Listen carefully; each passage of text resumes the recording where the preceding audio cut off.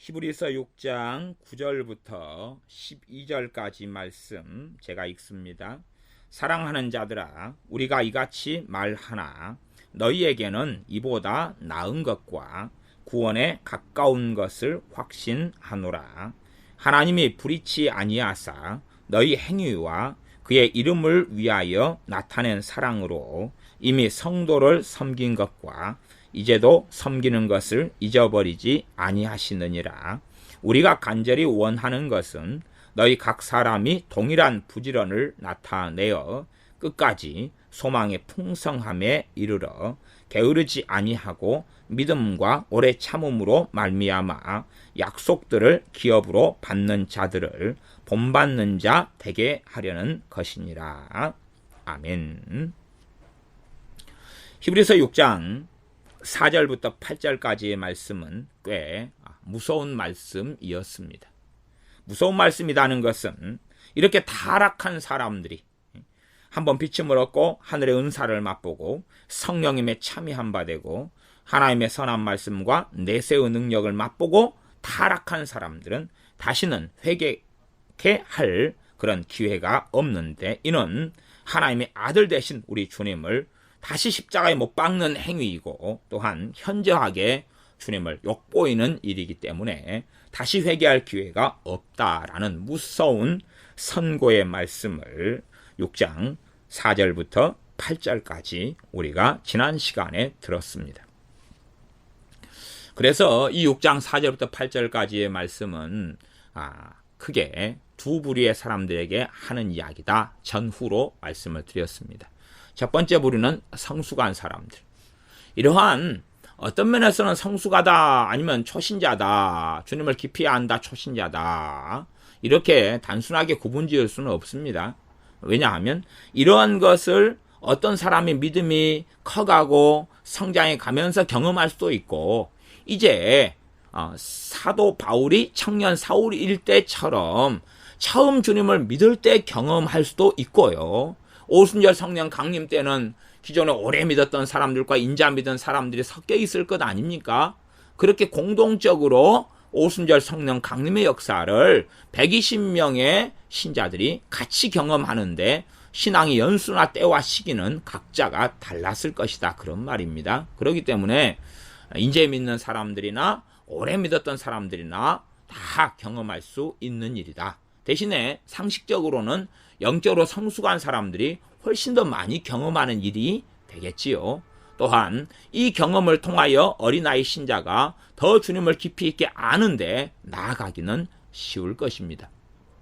똑같이 두 사람이 예수님을 믿는데, 한 사람은 이러한 비침을 얻고 하늘의 은사를 맛보고 성령에 참여한 바 되고 하나님의 선한 말씀을 맛보고 내세의 능력을 맛본 사람들하고 전혀 눈에 보이지도 않고 또한 살아계신 하나님의 역사도 체험되지 않은 사람들하고 어떤 사람이 주님을 배신하고 배반하기가 쉽겠느냐 할 때에, 아무것도 경험하지 않는 사람들은 손쉽게 주님을 떠나고 말 것입니다. 최소한은 6장 5절에 보면 하나님의 선한 말씀을 경험하는 사람들은 그 말씀이 뿌리내리기가 쉬울 것이고, 말씀을 통하여 믿음이 성장하고 자라나며 믿음의 사람들이 되기가 쉬울 것입니다. 그러나 하나님의 선한 말씀을 맛보지 못한 사람들, 살아계신 하나님의 말씀을 잘 맛보지 못한 사람들이 어떻게 믿음이 성장하고 자라가겠느냐 하는 겁니다. 그래서 이렇게 놀라운 것들을 체험하고 누린 사람들이 주님을 떠나며 타락하기는 훨씬 더 어렵다는 것입니다. 물론 이러한 6장 4절 5절의 말씀을 누리고 체험한 사람들, 그 속에 산 사람들이 타락할 때에는 그 사람들은 다시금 회개할 기회가 없는 것이고, 이것을 누리지 않은 사람들이 주님을 떠나고 배신하며 배반했을 때에는 다시 회개할 기회가 있다는 사실이죠. 그러나 실제로는 이런 일이 없고 떠난 사람들이 주님께 돌아오는 것도 힘들 뿐만 아니라, 또한 주님께 돌아와서도 그의 신앙이 옛 연약하고 볼품없고 말씀 중심의 삶이 아니라 또 흐릿한 그 믿음 속에서 살기도 너무나 쉬워지게 될 것입니다. 그래서 초신자나 아니면 믿음이 성장한 사람을 모두 다 해당되는 말씀이 될 수밖에 없는데, 그 가운데 이런 사람들의 예증을 제가 지난 시간에 가룟 유다라든지 또한 발람 선지자라든지, 물론 그는 술사 발람으로 인생을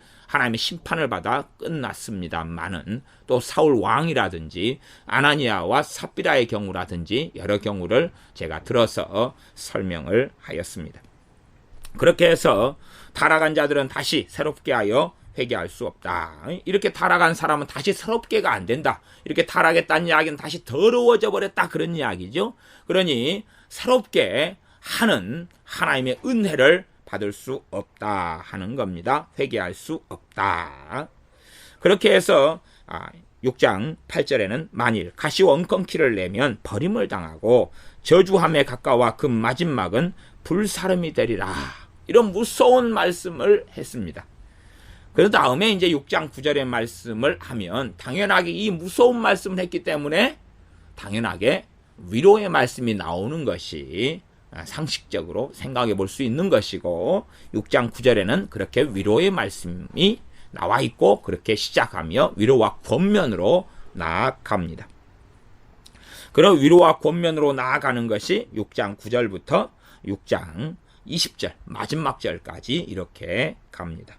6장 9절 사랑하는 자들아 우리가 이같이 말하나, 이렇게 정말로 두렵고 떨리게 말하지만 그러면 우리가 이같이 말하나, 그렇게 말한다는 것은 결국은 이 히브리서를 기록한 저자가 최소한 한 명은 아니다 하는 것을 알 수 있죠. 사도 바울 같은 이가 중심이 되었을 수는 있으나 이 동역하는 관계 속에서 말씀을 증언하고 있다 하는 것을 알 수가 있습니다. 우리가 이같이 말하나, 이렇게 그 마지막은 불사름이 되고 이렇게 한 다음에 타락한 자들은 다시 회개할 수 없다, 이렇게 말씀하고 있지만, 그러나 너희에게는 이보다 나은 것과 구원에 가까운 것을 확신하노라. 이보다 더 나은 것과 구원에 가까운 것을 확신하노라. 이런 6장 9절 같은 구절은 여러 가지 번역 성경들을 참조해 가지고 살펴보는 것이 필요합니다.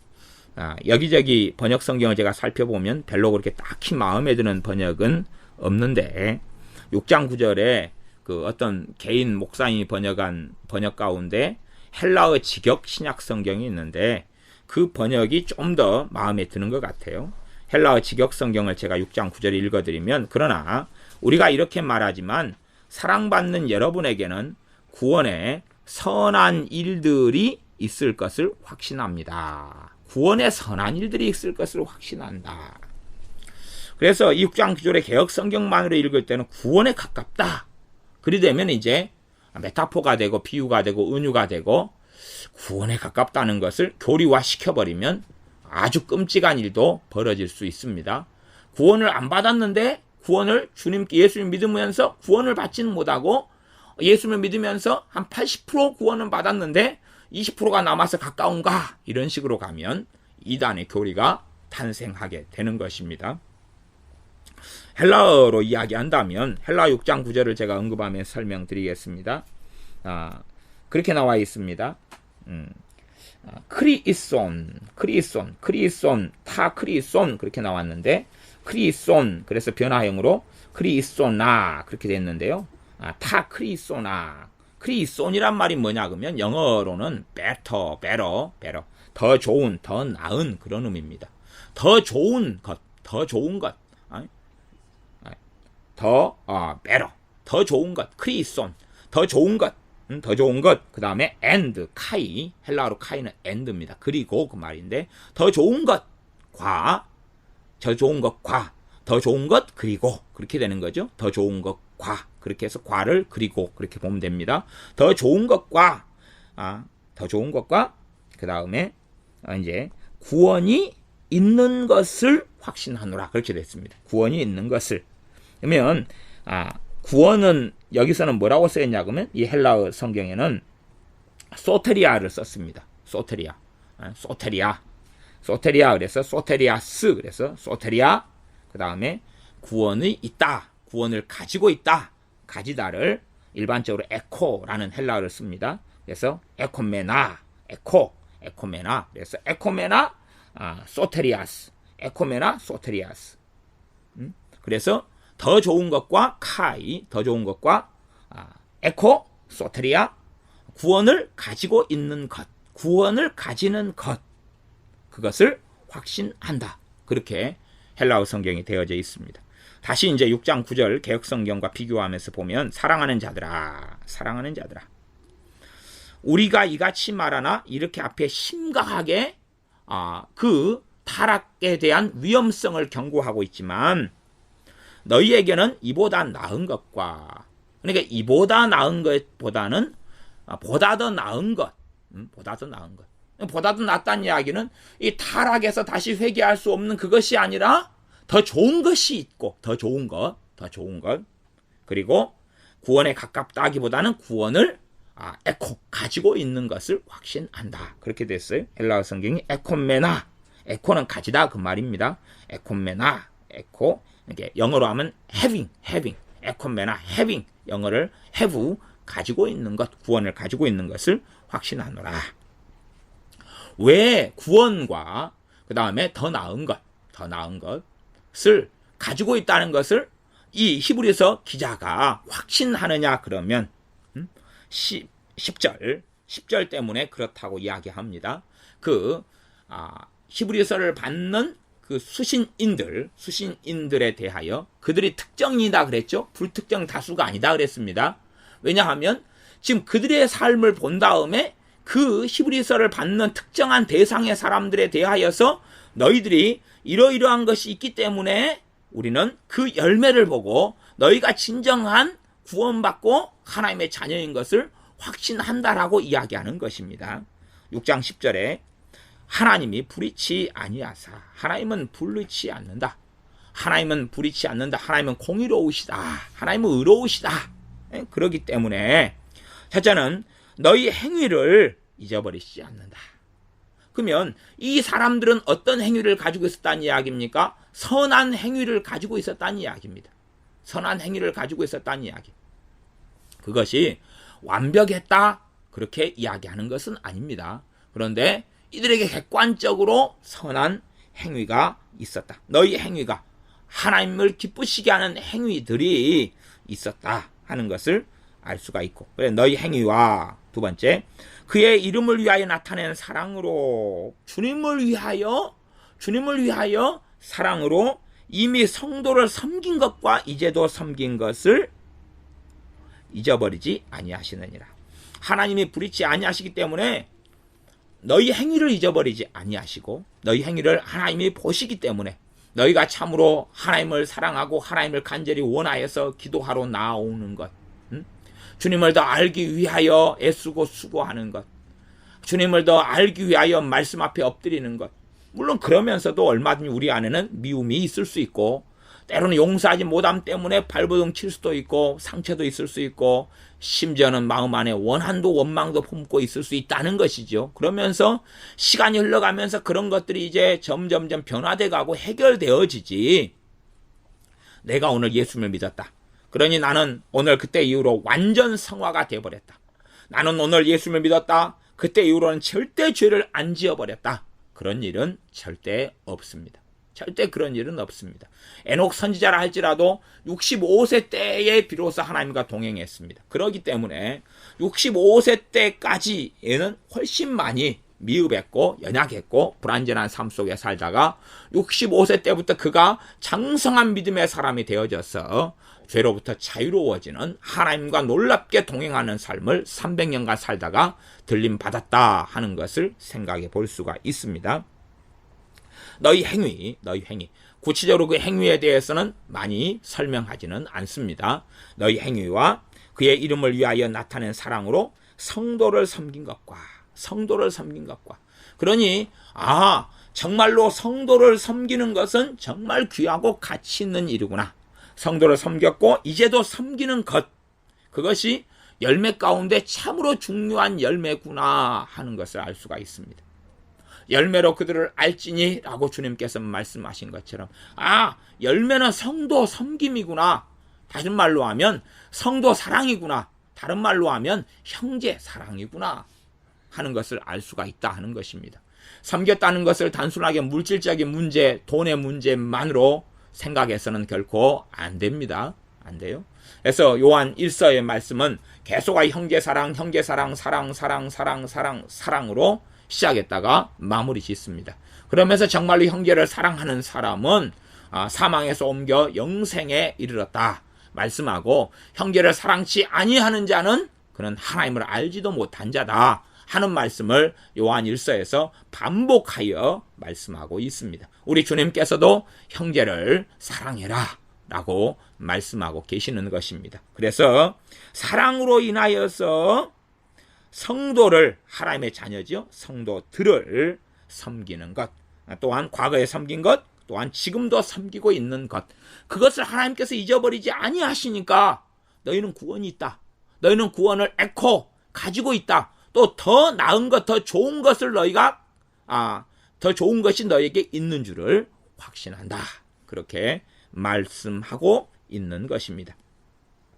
그래서 성도를 섬기는 것, 성도를 섬기는 것, 많은 은사와 부르심과 달란트로 섬길 수 있을 것입니다. 어떤 이는 중보기도로 섬길 수가 있겠죠.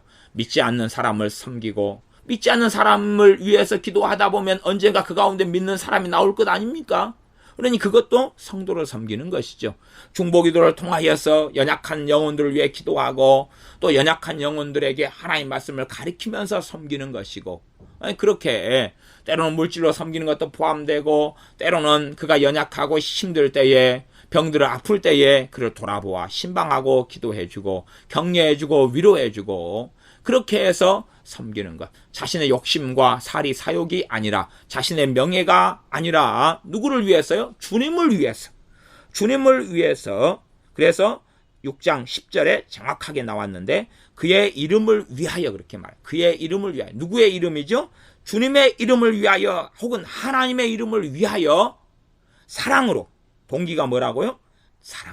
사랑으로 성도를 섬기는 것. 동력원이 사랑이다 하는 것입니다. 위선이나 사람에게 보이기 위한 것이나 이게 아니라 진정으로 주님의 영광을 위하여, 주님의 이름을 위하여 사랑으로 섬기는 그것, 섬긴 것, 또 섬기고 있는 것, 그것을 하나님께서는 의로우시기 때문에, 불의치 아니하시기 때문에 반드시 기억하고 계시다. 그렇기 때문에 너희들에게 더 나은 것이 있는 것을 내가 확신하고, 그 다음에 너희들이 구원을 지금 가지고 있는 것, 가지고 있는 것, 가지고 있는 것을 확신한다 라고 이 하나님의 사람은 이야기하고 있는 것입니다. 그래서 우리의 삶 속에서 정말로 이 사랑의 열매를, 성도 섬김이라는, 형제 사랑이라는 열매를 맺어가는 것은 우리가 그 가운데 주님을 닮아가는, 믿음이 성장해가는 아주 중요한 기로가 되는 것입니다. 단지 그냥 나는 성경을 깨닫고 알고 혼자 무인도에서 살면서 나는 믿음이 성장하고 장성한 믿음의 사람이 될 것이다, 그건 불가능합니다. 왜냐하면 무인도에서는 누가 없습니까? 형제가 없습니다. 그래서 변태적인 사람이 되어지고 정신질환자가 되어져서 무인도에서 뛰어노는 물고기를, 바다에서 물고기가 다닐 거 아닙니까? 오, 너는 나의 형제라. 그 무인도에 다람쥐가 어쩌다가 있었어요? 오, 나의 형제라, 내가 사랑해주마. 무인도에 바퀴벌레가 지나가고 있었어요? 오, 나의 형제라. 무인도에 개찌렁이가 있어요. 오, 나의 형제라. 그리고 사랑해주마. 그럴 수 있겠느냐는 것입니다. 아마 무인도에 살면서 물고기를 무진장 잡아먹을 것이고, 그 다음에 식물을 캘 것이고, 동물도 잡아서 먹으면서 생존을 위하여 살 것 아닙니까? 사랑할 대상이 없고 사랑하지 않는 삶 속에서는 믿음의 성장이라는 것은 별로 이루어지지 않는 것이고, 장성한 주님을 알아가는 신앙 속에서는 그런 알아가는 삶은 반드시 형제 사랑과 함께 간다 하는 것입니다. 형제 사랑을 배우지 않고 그 삶이 없이는 진리의 말씀을 더 깊이 깨달을 수 없고, 단단한 식물을 더 많이 먹고 알 수가 없다 하는 것입니다. 그래서 이 형제 사랑, 성도를 섬기는 것 무엇으로요? 사랑으로요. 그렇게 섬기는 삶을 볼 때에 누가 보았지요? 이 히브리서를 기록한 사람들, 히브리서를 기록한 하나님의 사람 혹은 사람들, 우리가 당신들을 보니까, 여러분을 보니까 당신들이 형제를 사랑으로 섬기는 것, 섬겼던 것, 그것을 보고 있으니 그것도 당신들의 사리사욕이나 당신들의 명예나 당신들의 자존심이나 당신들을 드러내기 위해서가 아니라 그의 이름을 위하여, 하나님의 이름을 위하여, 주님의 이름을 위하여 섬긴 것을 보니 당신들은 구원을 एको 가지고 있는 것을 확신합니다. 당신들에게 더 좋은 것이 있을 것을 확신합니다. 라고 하나님의 사람이 성령의 감동을 통하여 성경에 기록해 놓은 것입니다. 자의적으로 자신의 생각으로 쓴 것이 아니라 성령 하나님께서 그렇게 기록하라고 하신 것이지요. 11절, 우리가 간절히 원하는 것은, 이 하나님의 사람들이 히브리서를 기록하면서 간절히 원하는 것이 있다. 간절히 원하는 것이 있다. 그래서 제가 이 신학이라는 게 참 깝깝하고 답답한 일이다 그랬습니다. 왜 답답한 일이다 그냐면, 히브리서를 사도 바울이 썼느냐? 저는 이제 사도 바울이 중심이 돼서 썼다고 믿는 사람입니다. 근데 안 그래도 상관없습니다. 누구는 누가 썼느냐? 그런데 신학으로 가면 한 사람 개인만 이야기합니다. 누가 썼을까? 야고보가 썼을까? 바나바가 썼을까? 추측하는 사람도 있고, 사도 바울이 썼을까? 추측하는 사람들이 있습니다. 그러나 냉정하게 히브리서 6장을 보면 한 사람이 썼다 그럽니까? 우리가 라는 다수가 썼다 그럽니까? 최소 우리는 2명 이상을 이야기합니다. 2명 이상이. 2명 이상이 기록한 거예요. 물론 대표로 누가 기록했겠지만, 대표로 사도 바울이 기록했던지 바나바 사도가 기록했던지 누군지는 몰라도 대표로 기록했지만 성경은 우리가라고 이야기하고 있는 것이에요. 근데 사람들은 한 명이 누가 적었어. 단정을 내린 다음에, 그런 다음에 야, 한 명이 적었는데 이 히브리서는 사도 바울이 쓴 것이 될 수가 없어. 왜 될 수가 없는데? 그러니 다른 서신서의 문체하고는 좀 다른 것 같은데? 한 명이 안 썼거든요. 그러니 한 명이 안 썼는데 다를 수 있잖아요. 아니면 사도 바울은 이 눈이 나중에 안 좋고 그래서 대피를 했어요. 대피를, 사람들이. 그러면 대피란 사람의 문체와 서술체로 쓸 거 아니에요. 그러니 당연하게 다를 거 아니에요. 점 찍는 방식도 좀 다르고 쓰는 방식도 다르고 어투도 약간 다를 거 아니에요. 불러주는 그대로 적긴 하겠지만, 그러니까 이렇게 우리가 간절히 원하는 것은 이렇게 기록되어져 있어도 신학하는 어리석은 사람들은 한 명이야. 저자는 한 명이야. 그런 것을 끝까지 유지를 해가는 것이에요. 아마 일반적으로 이 히브리서 성경의 주석이나 앞에 서론 같은 데 보면 한 명의 저자만 계속 이야기할 거예요. 그 색안경을 끼고 나면 이게 2명 이상의 다수의 저자였다는 것 자체를 상상을 못 해버립니다. 우리가라는 말을 쉽게 넘겨버리고 잊혀지고 사라지는 말이 돼버리고 말지요. 우리가 간절히 원하는 것은, 이 하나님의 사람들이 간절히 원하는 것이 무엇이냐? 이 특별한 사람들에게 간절히 원하는 것. 물론 그 사람들이 지금은 모든 예수님의 사람들이 해당이 되어집니다.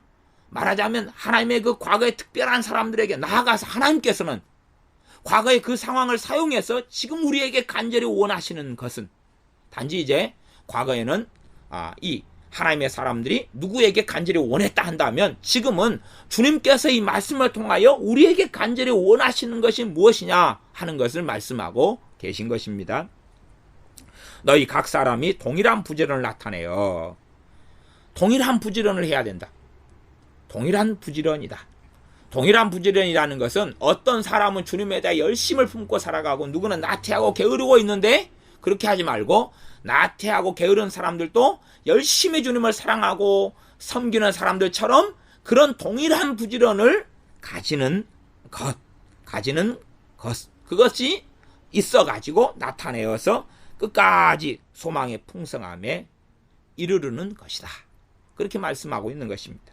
또 반복하여서 게으르지 아니하는 것을 당신들이 게으르지 않기를 바랍니다 라는 것입니다. 그래서 게으르지 아니하고 그 다음에 대시를 딱 그어서 문장이 구분되어 있다는 이해를 하면 좋겠습니다. 앞에 있는 11절의 말씀을 또 반복하고 있는 것입니다. 너희 각 사람이 동일한 부지런을 나타내어서 끝까지 소망의 풍성함에 이르러. 소망의 풍성함 같은 경우는 풍성함이 실상은 이루는 것, 완성을 이야기하는 단어입니다. 소망이 풍성함에 이르러. 소망의 풍성함에 이른다는 것은 좀 이상하죠? 당신들의 소망이 이루어지기를 바랍니다. 그렇게 번역하고 해석하는 것이 좀 더 옳고 바른 이해가 되기가 쉬울 것입니다. 그래서 여러분들이 소망에 여러분의 소망이 이루어지고 소망이 완성되어지기를 바랍니다. 그런 것입니다. 무엇을 통해서요? 동일한 부지런. 누구에 대한 부지런입니까? 주님에 대한 부지런. 주님에 대한 부지런. 그 부지런이 생활과 삶 속에 나타나가지고 여러분의 소망이 무슨 소망입니까? 부활의 소망이고, 주님 재림의 소망이고, 영원한 생명의 소망이고, 약속한 그것이 이루어질 날을 바라보고 있고, 마침내 그 하나님의 약속이 이루어지는 것, 그리고 거기에 참여하는 것이 소망입니다. 소망은 지금 아직 이루어지지 않은 것을 소망이라 그러죠. 아직 부활이 나타나지 않았습니다. 그러면 우리가 부활을 바라면 그 부활 속에 들어가는 것이 그것이 바로 우리의 소망이 되어지죠. 하나님의 영광에 아직 이르지 못했습니다. 물론 하나님의 영광에 이르렀다는 약속은 받았어요. 그러나 궁극적으로 하나님의 영광에 아직 들어가지 않았습니다. 우리들은 그것을 조금은 맛보고 살 수는 있다 하는 것이죠. 또한 하나님의 나라가 우리 안에 임하였고 시작되었지만 궁극적으로 그 하나님의 나라 속에 완전히 우리는 들지 못하였습니다. 언제 들게 됩니까? 우리가 먼저 죽어서 먼저 천국에 입성해가지고 주님의 재림을 기다리든지, 혹은 주님께서 재림하시는 그때에 우리는 우리의 영원한 소망 가운데 들게 될 것입니다. 그러므로 너희가 끝까지 소망의 풍성함에 이르러라. 끝까지 소망이 여러분이 바라는 그 소망이 완전히 이루어질 수 있도록 그렇게 하기를 바란다. 그런 말입니다. 다른 말로 하면 6장이나 5장이나 4장이나 쭉 이어진 말씀에 따라 이야기하면 너희들이 주님을 배신하지 아니하고 주님에게서 등을 돌리지 않고 끝까지 주님을 신실하게 붙잡고 살다가 그 여러분이 가지고 있던 그 소망, 하나님께서 약속하신 그 영원한 소망 속에 들게 되기를 원한다는 말씀입니다. 12절 게으르지 아니하고 게으르지 말고, 여러분이 게으르지 않기를 바랍니다. 그런 걸로 다시 앞의 말씀을 반복하고 있다 볼 수 있습니다. 믿음과 오래 참음으로 말미암아 약속들을 기업으로 받는 자들을 본받는 자 되게 하려는 것이라. 누구를 본받아야 되느냐 하면 믿음과 오래 참음. 오래 참음은 인내지요. 인내. 믿음과 오래 참음, 인내로 통하여, 인내로 말미암아 약속들을 기업으로 받는 자들, 약속대로 기업을 받는 자들을 본받는 자가 돼야 된다. 그러면 동일하게 너희들도 그 믿음 좋은 사람들, 믿음이 성장한 사람들, 믿음이 성숙한 사람들, 주님을 깊이 있게 알아서 주님과 동행하는 사람들, 성령 충만한 사람들, 믿음이 장성한 분량에 이르러서 주님과 함께 그 살아가는 사람들이 삶의 특징을 보면 두 가지가 있다는 것이죠. 하나는 믿음이 있다는 것이, 믿음이 있다. 주님을 신실하게 신뢰하고 있다는 것입니다. 고난 중에서라도 주님을 신실하게 신뢰하고 있고, 또한 삶의 여러 가지 풍랑 속에서도 주님을 신뢰하고 있다는 것입니다. 주님께서 제자들과 함께 배를 타셨습니다. 주님께서 고나셔서 낮잠을 주무셨는데 풍랑이 일어서 제자들이 죽게 되었습니다. 그래서 주님을 깨우면서 주님, 우리가 죽게 되었나이다, 살려주십시오. 깨우니까 주님께서 너희 믿음이 어디 있느냐 라고 책망하셨습니다. 바다야 잠잠하라 말씀하시면서 너희 믿음이 어디 있느냐 책망하셨지요. 정말로 주님을 잘 깊이 있게 아는 사람들은 무엇이 증가해 갑니까? 믿음이 증가해 갑니다. 믿음은 믿음의 대상이 없이는 없지요. 믿음의 대상은 주님입니다. 주님의 말씀, 아버지 하나님이죠. 아버지 하나님의 말씀, 주님의 말씀을 내가 신뢰하느냐. 내가 그 말씀이 환경과 상황은 전혀 동의하지 않는 것처럼 보여도 그 말씀을 나는 굳건히 붙잡고 그 말씀을 신뢰하고 믿느냐 하는 것이 믿음이 되어집니다. 그래서 믿음은 관계 속에서 나타나지 주님 없이, 아버지 하나님 없이, 성령 하나님 없이, 이 하나님 없이 믿음이란 건 존재하지 않고 하나님의 말씀 없이 믿음이란 건 존재하지 않는 것입니다. 하나님께서 하나님의 말씀을 통하여 자신을 계시하셨고 나타내 보이셨기 때문에 하나님의 말씀을 통하여 하나님을 신뢰하느냐, 주님의 말씀을 통하여 주님을 신뢰하느냐 하는 것이 믿음이고, 성장하고 주님을 깊이 있게 아는 사람들은 믿음이 충만한 사람이 되는 것입니다. 또한 오래 참음을 가지고 있습니다. 오래 참음이 인내지요. 인내는 어디에 필요하느냐 그러면 소망의 인내라고 성경은 수식하죠. 또 하나는 고난 가운데 인내하라고 이야기하고 환난 가운데 인내하라고 이야기합니다. 그러므로 예수님의 믿는 사람들의 가장 굳건한 성품 중에 하나는 인내, 오래 참음이라는 걸 알 수가 있습니다. 성령의 9가지 열매 가운데서도 오래 참음, 인내가 들어가 있습니다. 어떤 면에서는 성령의 9가지 열매 가운데 좀 인내 같은 거 빼고 딴 걸 더 좋은 걸 집어넣어 줬으면 얼마나 좋을까. 돈이라든지 행복이라든지 복지라든지 뭐 그런 거 좋은 걸 하나 집어넣지, 하필이면 성령님께서 역사하시는데 인내하도록 역사하시느냐. 성령님께서는 인내하시도록 역사하시는 것입니다. 오래 참도록 역사하시는 것입니다. 그래서 믿음이 좋은 사람들, 주님을 깊이 있게 아는 사람들은 그들의 열매 가운데 무엇이 있느냐 하면 인내라는 것이 있다는 것입니다. 오래 참음이라는 게 있습니다. 오래 참음이라는 게 있다. 그래서 믿음과 오래 참음으로 말미암아 약속들을 기업으로 받는 자들, 그 사람들을 본받아야 된다. 왜? 그렇게 믿음과 오래 참음을 가지고 있는 사람들은 결국은 약속들을, 하나님의 약속들을 기업, 유업으로 받게 될 것이기 때문에 그렇습니다. 하나님의 약속들은 무수하게 많습니다. 무수하게 많은데 그것을 받게 되는 것입니다. 이 땅에서는 기도하면 때로는 하나님의 때에 늦지 않게 이루어지고 응답이 있지만 우리가 생각하는 것보다 때로는 늦을 수가 있고 때로는 더 빠를 수도 있다, 그 말이죠. 그리고 실제로는 더 늦게 하나님께서 응답하실 때도 많습니다. 그러나 우리가 조급하게 되어지면 기도했지만 오히려 응답을 받지 못하는 어리석은 일들이 벌어지나, 우리가 기도했고 우리가 원하는 때에 응답이 일어나지 않는다 할지라도 주님을 신뢰하고 믿고 있는 사람은 그 인내를 통하여서 하나님께서 응답하시는 것을 이 땅에서 경험하게 되어집니다. 마침내 하나님의 역사가 나타나는 것을 보게 되는 것이죠. 그래서 이 땅에서 기도 응답이나 이 땅에서 하나님의 살아계신 역사가 나타나는 것부터 시작해서 마침내 영원한 하나님의 영광에 들어가는, 안식하는 하나님의 나라에 들어가는 그러한 하나님의 약속들까지 그렇게 기업으로 받게 되는 사람들처럼 우리가 본받아서 부지런히 열심히 부지런히 주님을 섬겨서 마침내 하나님의 약속들을 기업으로 유업으로 누리는 사람들, 이 땅에서 누릴 뿐만 아니라 하나님 앞에 나아가서 주님께서 이 땅에 오실 때에 누리는 사람들이 되어야 한다라고 권면하면서 위로하는 말씀을 하고 있습니다. 기도하겠습니다.